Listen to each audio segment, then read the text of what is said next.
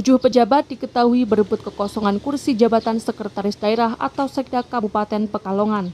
Setelah melalui proses seleksi asesmen tes di Solo, presentasi makalah dan tes wawancara di Salatiga, tes akhir adalah tes kesehatan di Rumah Sakit Umum Daerah atau RSUD Keraton Kota Pekalongan. Dan pada 4 Oktober 2021, 3 calon sekda yang memenuhi ketentuan akan dilaporkan ke Bupati Pekalongan oleh pihak panitia seleksi atau pansel. Sehari kemudian, siapa calon sekda yang terpilih akan diketahui publik. Dan pada 21 November 2021, sekda terpilih akan dilantik. Seperti pantauan MTV Jateng di RSUD Keraton Pekalongan pada Jumat 1 Oktober 2021, terlihat 7 calon sekda yang sedang menjalani tes kesehatan. Mereka diketahui Julian Akbar, Kepala Bapeda, Agus Pranoto, Sekretaris DPRD, Anis Rosidi, Kepala Dinas Kominfo, Wahyu Kuncoro, Kepala Dinas Perhubungan, Mas Ruroh, Staf Ahli Bupati, Edi Herianto, Kepala Dinas Penanaman Modal dan Pelayanan Terpadu Satu Pintu dan Tenaga Kerja, dan terakhir adalah Ali Reza, Inspektur Inspektorat Kabupaten Pekalongan. Beberapa peserta seleksi calon sekda Kabupaten Pekalongan tahun 2021 ini merasa ada kehormatan untuk bisa ikuti tes, baik melalui surat tugas yang diberikan maupun motivasi diri sendiri. Mereka semuanya siap membantu kinerja Bupati dan Wakil Bupati Pekalongan untuk mewujudkan visi dan misinya dalam memimpin pemerintahan. Hal ini juga seperti yang dikatakan Agus Pranoto, Sekretaris DPRD yang juga merupakan salah satu calon sekda. Yang pertama, saya kan ada surat perintah dari pimpinan. Ini loyalitas dari bawahan, saya harus ikut mendaftar. Kemudian yang kedua, saya ingin memberikan manfaat yang lebih besar, ya, membantu Bupati mencapai visi dan misinya. Ya, seperti itu. Sebelumnya kita disuruh mengisi, ya. Isi ada bermacam-macam isian terkait dengan apa yang sudah kita laksanakan. Kemudian kita disuruh menyusun sebuah makalah kaitannya dengan tugas fungsi sekda di dalam membantu, ya, Bupati Pekalongan mewujudkan visi dan misinya. Kemudian makalah itu kita paparkan, ya, di depan tim. Kemudian dari paparan itu, dari tim pansel menanyakan ke kita, ya, materi yang sudah kita tulis di dalam makalah itu.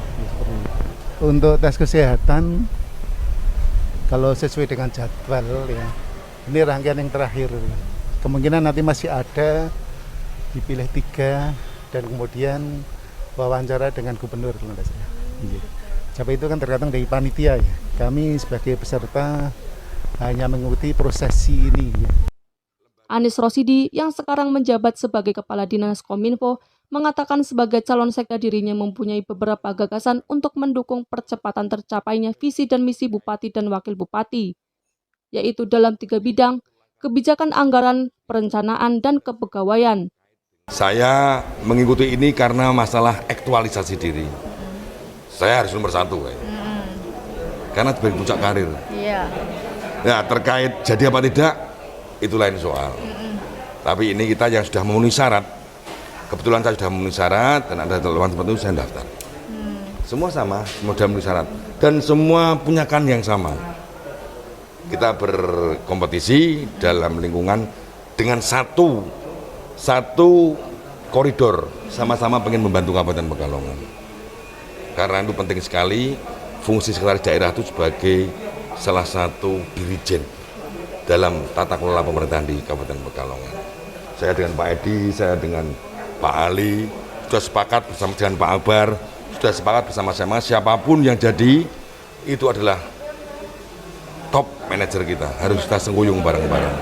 Kita tata bareng-bareng Kabupaten Pekalongan, agar Kabupaten Pekalongan ini ke depan memiliki pemimpin yang kuat, yang bisa mengayomi seluruh ASN Kabupaten Pekalongan, yang bisa menjadi tulodo, contoh, dan bisa menjembatani seluruh kepentingan ASN dan kepentingan lain yang berhubungan dengan pemerintah Kabupaten Pekalongan. Adapun Wahyu Kuncoro mengungkapkan bahwa upaya yang dapat dirinya lakukan nantinya jika terpilih menjadi sekda, yakni melakukan fungsi-fungsi koordinatif, sebagai koordinator, dinamisator maupun fasilitator. Dorongan, ya semuanya mendapat surat perintah. Ada surat perintah, kemudian tentunya kan surat perintah itu diberikan kepada ASN yang sudah memenuhi syarat-syarat administratif, kemudian pengalaman yang dianggap mencukupi. Sekda itu birokrat, sekda adalah unsur staf. Jadi upaya yang dilakukan lebih banyak kepada fungsi-fungsi koordinatif sebagai koordinator, dinamisator maupun fasilitator. Ya.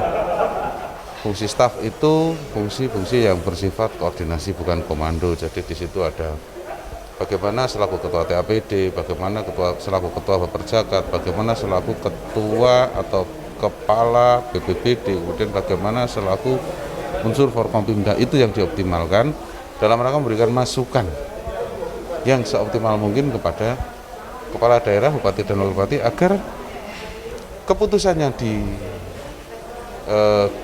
diambil nanti adalah keputusan yang sudah meliputi banyak aspek yang diberikan.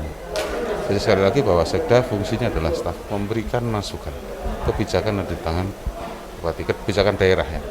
Hal serupa juga diungkapkan oleh Mas Ruro. Sebagai satu-satunya peserta perempuan, dirinya mengaku memiliki motivasi yang sama untuk mengikuti seleksi sekretaris daerah Kabupaten Pekalongan. Dirinya juga akan semaksimal mungkin mengikuti seleksi sekda secara terbuka ini. Oh iya, yang pertama ini karena kebutuhan organisasi ya. Dan kami kebetulan saya salah satu dari orang yang memenuhi persyaratan untuk mengikuti seleksi ini. Jadi terus terang ya terpanggil, dan kebetulan saya satu-satunya perempuan di antara bertujuh itu. Karena itu ya semaksimal yang bisa saya tunjukkan 28 tahun pengabdian saya sebagai ASN. Ini juga tentunya dari pengalaman kepemimpinan yang sudah kami lakukan, ya mencoba dan mengikuti serangkaian seleksi secara terbuka ini.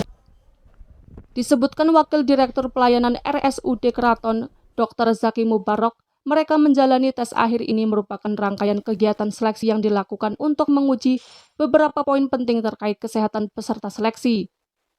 Pemeriksaan dilaksanakan selama 2 hari, Kamis 30 September sampai dengan Jumat 1 Oktober. Adapun pemeriksaan meliputi pemeriksaan fisik dan psikiatri. Jadi tes pemeriksaan kesehatan ini 2 hari, Pak. Dimulai dari kemarin, Kamis 30 September sampai dengan hari ini, Jumat 1 Oktober, meliputi pemeriksaan fisik dan psikiatri. Jadi kemarin peserta dicek lengkap, pemeriksaan darah, pemeriksaan urin, termasuk nafsa, kemudian kemarin tes MMPI untuk mengetahui kondisi psikiatri, wawancara dengan spesialis kedokteran jiwa, kemudian rekam jantung, ronsen dada lengkap, kemudian dilanjutkan hari ini dengan pemeriksaan fisik di penyakit dalam. Peserta itu sudah puasa dari malam sebelum pemeriksaan kemarin, puasa dulu dari rumah, kemudian kita cek sampel darah pertama, kemudian 2 jam setelah makan diulang lagi pengambilan sampel darahnya, kemudian seperti tadi kami sampaikan juga dicek ronsen torak, rekam jantung, dan semuanya kita lengkapi semuanya. Dari Pekalongan, Jawa Tengah, Vira dan Khairul Mizan, MTV Jateng mengabarkan.